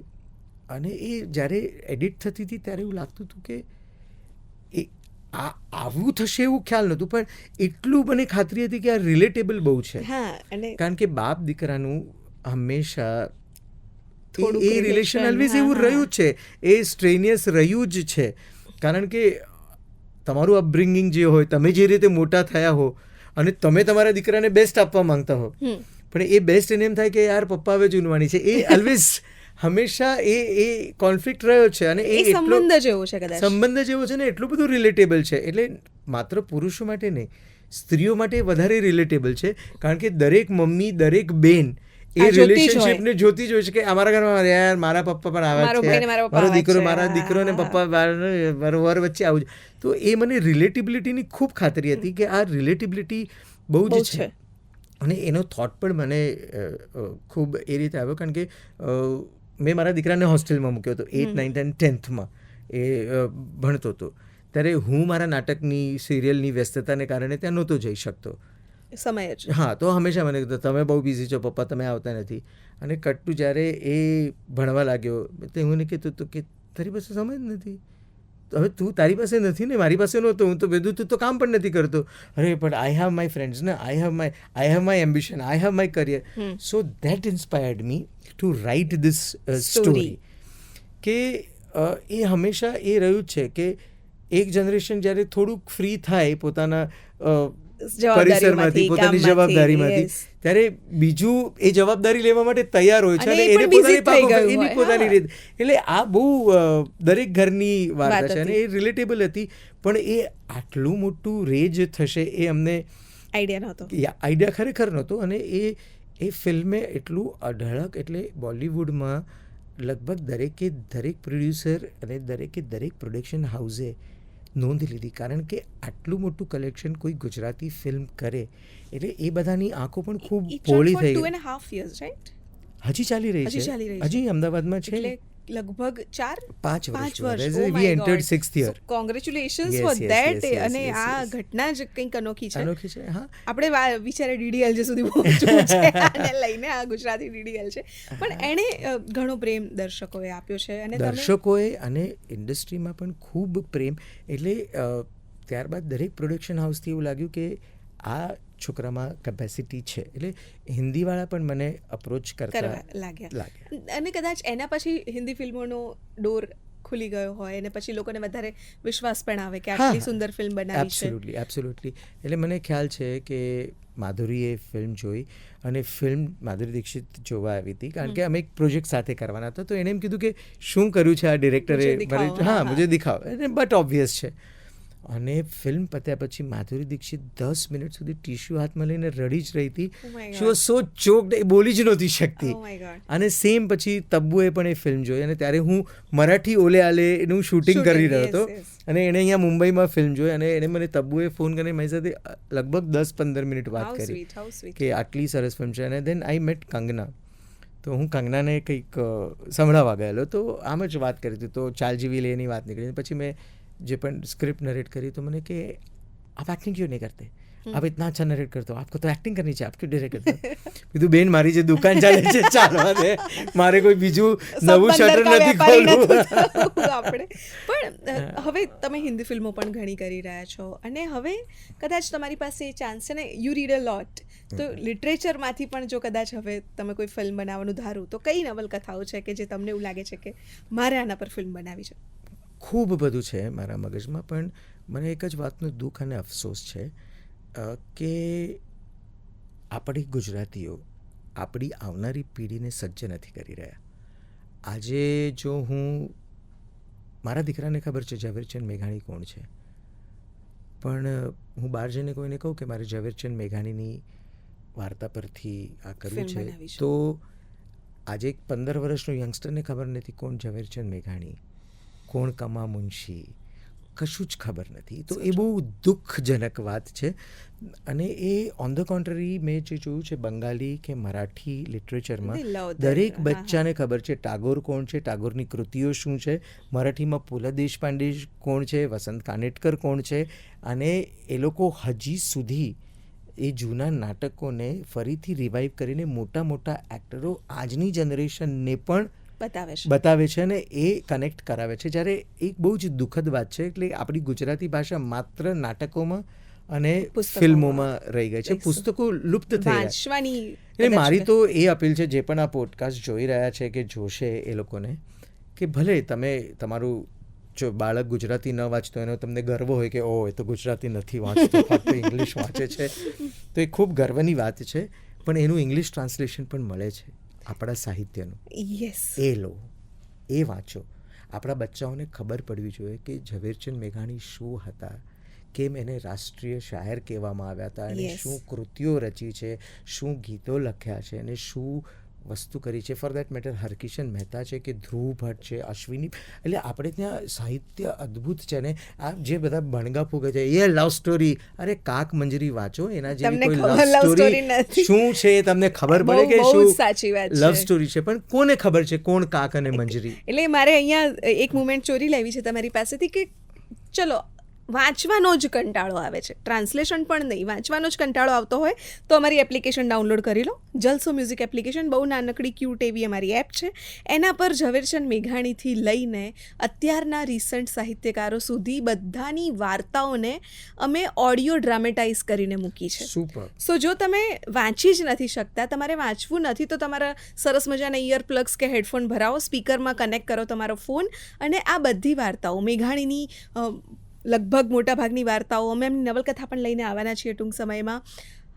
ચંદ્રકાંત બક્ષી, કુંદનિકા કાપડિયા, હિમાંશી શેલત, અત્યારના કિરીટ દુધાત, મહેન્દ્રસિંહ પરમાર, રામ મોરી, આ બધાની સેંકડો વાર્તાઓ, હું એક્ઝાજરેટ નથી કરતી, 500થી વધારે વાર્તાઓ છે અમારી એપ્લિકેશનમાં, અને એ બધી જ એના પાત્રો સાથે ભજવી છે, અને છતાંય લેખકનો એક પણ અક્ષર અમે બદલ્યો નથી. જે ટપકું મૂક્યું છે એ ટપકું જ છે અમારા ત્યાં. તો તમે એ સાંભળશો તો ડેફિનેટલી સાહિત્યની થોડા વધારે નજીક જવાનો તમને રસ્તો મળી આવશે. Absolutely, very good Urvashi, this is આ બહુ સારો ઇનિશિયેટિવ છે, પણ આની માટે મા બાપે સજ્જ થવું પડશે. યસ, પેરેન્ટ્સ આજના youngster will not take a step ahead. આપણે મા બાપે એ જવાબદારી લેવી પડશે, બેસ આ વાર્તા 15 મિનિટ કાઢ અને આ સાંભળ. એટલે એ જો આજનું અમારું જનરેશન કે તમારું જનરેશન જેને હવે બાળક થવાના છે, આવવાના છે, એ જો આ સજ્જતા રાખશે ને તો માત્ર નાટકો અને ફિલ્મોમાં ગુજરાતી ભાષા સચવાયેલી નહીં. હું એમ નથી કહેતો કે તમે લખતા શીખવો કે વાંચતા, કારણ કે હું ગુજરાતી મીડિયમથી ભણેલો છું, પણ આજે હું ભલી ભાષામાં આઈ કેન સ્પીક ઇંગ્લિશ, હું મરાઠી બોલી શકું છું, હિન્દી, ઉર્દુ, બધું જ, અને હું ભાષાઓ એડોપ્ટ કરી શકું છું, કારણ કે એ મારું પ્રોફેશન છે, એ અલગ વસ્તુ છે. પણ મારા ઘરમાં જ્યારે મારા દાદી રહેતા હતા ત્યારે મારું એક જ અપ્રોચ હતો કે મારું બાળક એના વડદાદી સાથે ગુજરાતીમાં વાત કરે, કોમ્યુનિકેટ કરે, એટલે એને લખતા વાંચતા પણ શીખવાડ્યું. એ જ્યાં પણ હતો, એટલે હું પાર્લામાં આવ્યો એટલે મેં બીજી લેંગ્વેજને લઈને ગુજરાતી લેંગ્વેજ લઈને 12મા સુધી એને ગુજરાતી જ કર્યું છે. એટલે મને ગર્વ છે કે મારો દીકરો ગુજરાતી સાહિત્ય વાંચે છે, ગુજરાતી લખે છે, ગુજરાતી બોલે છે. નાટકોમાં જ્યારે આસિસ્ટ કરવા બેસે ત્યારે એ ગુજરાતીમાં લખે છે. સો એ ગર્વની વાત છે. એટલે એ ગર્વ લઈ શકાય. મા બાપે દરેકે એની માટે કાર્યરત થવું પડશે. એટલે એક જલસો નહીં, આવા જલસો જેવા ઘણા ઇનિશિયેટિવ થવા જોઈએ ગુજરાતી ભાષાને જીવંત રાખવા માટે એવું મારું ખૂબ નમ્રપણે માનવું છે. અમે ફૂલ નહીં તો ફૂલની પાંખડી જેવો અમારો પ્રયત્ન લઈને બેઠા છીએ. જે લોકો વિપુલભાઈ થકી કદાચ અમારા સુધી પહેલી વાર પહોંચ્યા હોય, યુટ્યુબ પર તમે અમને જોતા હશો, પણ મૂળ કામકાજ જે છે એ એપ્લિકેશન છે. This is just a platform કે જ્યાં અમે ઇન્ટરવ્યૂઝ કન્ડક્ટ કરતા હોઈએ છીએ. ગુજરાતી ભાષા, લિટરેચર આ બધા સાથે અને ફિલ્મો સાથે તમારો નાતો તો કોઈથી અજાણ્યો નથી. પણ આ ટેટુ મને સવારથી તમે આવે છો ત્યારથી આમ ધ્યાન પડી રહ્યું છે. એના પર કૃષ્ણ લખ્યું છે. કૃષ્ણ ભક્ત અહીંયા કૃષ્ણ લખ્યું છે, અહીંયા કાલાય તસ્મૈ નમ લખ્યું છે, આ શિવજીનું બ્રેસલેટ છે, અહીંયા કર્મ લખ્યું છે, અહીંયા માં છે, અહીંયા ઓમ છે. સખત બધા ટેટુ છે તમારી પાસે તો. 10 ટાટુ છે. એટલે ઓ માય ગોડ, મને પહેલા એવો ડર લાગતો કે ટાટુ કેવી રીતે ગાંડા છે. અને પછી એક વખત જ્યારે અમે ચાલજીવીલી કરવા ગયા હતા ત્યારે આપણા ગુજરાતના 2 મિત્રો છે મારા, જયરાજ જાડેજા અને જ્યોતિન્દ્રસિંહ ગોહિલ, એ લોકો ઋષિકેશમાં જ રહે છે. તો આમ ફેસબુક ફ્રેન્ડ હતા. તો એ જ્યોતિન્દ્રસિંહ જે છે, જોધબા અમે એને કહે છે, એ ટાટુ બનાવે છે. ઓકે. તો એણે મને કીધું કે બોલો ભાઈ એક ટાટુ બનાવવું છે તમારી માટે. આપણે જા ગાંડર જ કે ટાટુ મેં તું દુઃખ છે જા ભાઈ. મને કે બસ દુઃખે તો ખાલી હું એક લાઈન મારું, તમને દુઃખે તો નહીં કરાવતા. અને આ આખું ટાટુ થઈ ગયું. પછી તો જે ચસ્કો લાગ્યો, જ્યારે મને જોધમાં મળે ત્યારે એક ટાટુ, અહીંયા બુદ્ધા પણ છે, એ કશું છોડ્યું નથી. અહીંયા પાછળ એક સરસ ટાટુ છે, પાછળ એક ટાટુ કર્યું છે, એ ખૂબ સુંદર છે અને it relates to my profession. એ લખ્યું છે કહાનીવાલા. ઓકે. કહાનીવાલાની નીચે પ્લે, પોઝ, રેકોર્ડ અને આ બધા બટન્સ મેં ચિતરાવ્યા છે.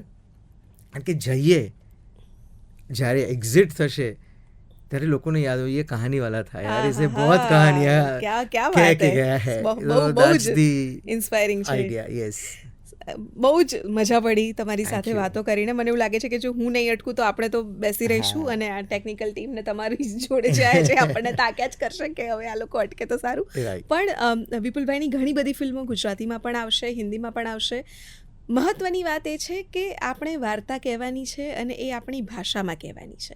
જ્યાં સુધી આપણે આપણી ભાષામાં વાર્તાઓ કહીએ છીએ ત્યાં સુધી કદાચ આ ભાષા મરવાની નથી. તમારે કરવાનું ખાલી એટલું જ છે કે જેમ વિપુલભાઈએ કહ્યું એમ કે જો તમે પેરેન્ટ્સ છો કે પેરેન્ટ્સ બનવાના છો તો એટલું ઇનિશિયેટિવ ચોક્કસ લેજો કે તમારા બાળકને એની ભાષાથી અળગી ના કરો. બીજું હું જે પણ મારા સાથી કલાકારો છે, સાથી રાઇટર છે, જે નિર્માતાઓ છે કે ડિરેક્ટર છે, એ લોકોને પણ હું એક નમ્ર અપીલ કરીશ. કારણ કે નોર્થ સાઉથવાળા, હમણાં એક સાઉથની એક સુંદર ફિલ્મ આવી છે મંજુમલ બોયઝ, જેણે લગભગ 200 કરોડનો બિઝનેસ કર્યો છે. પણ એટલી ઓનેસ્ટી અને ટ્રુથફુલ રાખીને એ લોકોએ એ ફિલ્મ બનાવી છે ને, તો મને એમ લાગે છે કે જો દરેક જણ પોતાની ભાષાની વાર્તાઓ જો પેન ઇન્ડિયા લેવલ પર કરતા હોય તો આપણા રાઇટરોએ પણ સજ્જ થઈને બધા જ પ્રોડક્શન હાઉસમાં આપણી ગુજરાતી વાર્તાઓ, આપણું ગુજરાતની વસ્તુઓ એ પેન ઇન્ડિયા લેવલ પર આવી જોઈએ. કારણ કે આપણે પણ કલ્ચરલી, સાહિત્યથી એટલા બધા સમૃદ્ધ છીએ, વેરી રિચ. તો એ સમૃદ્ધિ હવે લોકો સુધી પહોંચાડવાનો સમય આવી ગયો છે ને. એટલે આપણે તલવાર કાઢીને સજ્જ રહેવું પડશે. કારણ કે હમણાં પણ જે હું ફિલ્મ કરી રહ્યો છું ગુલાબી, એ પણ ગુજરાતની જ વાર્તા છે. એટલે મારો તો લક્ષ્ય હંમેશા એ જ હોય કે હું જ્યાં હોઉં ત્યાં વધારે પડતી ગુજરાતની વાર્તાઓ. ચલો કાંઈ નહીં, તમારે પણ કહેવાશે શું, મારા ગુજરાતી નાટક પરથી હિન્દી ફિલ્મ બની. વાહ, બસ એ ઝંડો ગડાઈ ગયો. બેઝમાં ગુજરાતી હોવું જોઈએ અને આપણું ગુજરાત હોવું જોઈએ. કારણ કે જો ભગવાને આટલું આપણને બ્લેસ્ડ કર્યું છે કે અમને આ ટેલેન્ટ આપી છે આપણને કે આપણે વાર્તા કહેવાની, તો કેમ આપણા સાહિત્યની ને આપણી ધરતીની, આપણી માટીની વાર્તાઓ કેમ આપણે અક્રોસ ધ વર્લ્ડ ન પહોંચાડે, ગ્લોબલ કેમ ના કરીએ. સો ટ્રુ. અને હવે તો એમ પણ જમાનો છે રિજનલ વાર્તાઓ કહેવાનો. મેટ્રો વાર્તાઓ, મેટ્રો શહેરોની વાર્તાઓ, આ બધું જોઈ જોઈને હવે તમે ને હું બધા જ થાક્યા છીએ. માટીની વાર્તાઓ આપણને માટી સાથે જોડી રાખશે અને આવા માટીમાંથી નીકળેલા માણસો સાથે અમે સંવાદ કરતા રહીશું. અત્યારે મને, ઉર્વશીને અને વિપુલભાઈને છતાં પહેલા એક વાત પ્લીઝ, આપણા ગુજરાતીઓ જ છે, એટલે એમાં કોઈ શંકાને સ્થાન નથી. પણ જો તમારા ખિસ્સામાં 200 રૂપિયા હોય અને તમે બહાર નીકળો અને તમને પિક્ચર જોવાનું મન થાય અને એક શાહરૂખની ફિલ્મ હોય અને એક ગુજરાતી ફિલ્મ હોય, તો ગુજરાતી ફિલ્મ જોવાનું પહેલાં પસંદ કરજો. આ જ જે લોયલ્ટી છે ને, એ મરાઠી સિનેમા, બંગાળી સિનેમા કે તમિલ, મલયાલમ સિનેમા એ આ લેવલ ઉપર આ કક્ષાએ પહોંચ્યું છે. એનું કારણ એ જ છે કારણ કે એ લોકોનો ભાષા પ્રેમ. ખિસ્સામાં 200 રૂપિયા હશે ને તો મલયાલમ પિક્ચર કે પોતાના ભાષાની ફિલ્મ પહેલાં જોશે. અને બાકી એટલે હું એમ નથી કહેતો કે બોલિવૂડ ફિલ્મો કે નહીં, પણ જો આપણે ગુજરાતી ફિલ્મોના સ્તરને એક કક્ષાએ પહોંચાડવું હશે તો આપણે પહેલાં આપણી ભાષાની ફિલ્મોને પ્રાધાન્ય આપવું પડશે. એ બિઝનેસ ઊભો કરવા માટે, એ સ્તરે પહોંચવા માટે આપણે પહેલાં ગુજરાતી ઇન્ડસ્ટ્રીને ખૂબ સક્ષમ બનાવવી પડશે. તો જુઓ, તમે શાહરૂખની જુઓ, સલમાનની જુઓ, બધાની જુઓ, પણ પહેલાં ગુજરાતી ફિલ્મ જુઓ. Thank you so much. It was pleasure talking to you. Once again જલસોને ખૂબ ખૂબ અભિનંદન 7 વર્ષ પૂરા કરવા માટે. અને ફરીથી મને મોકો આપશો તો I would love to come. મને ખૂબ ગમશે. અમારી વાર્તા અધૂરી જ છે, અમે ચોક્કસ પૂરી કરીશું. જય જય ગરવી Gujarat. Thank you so much.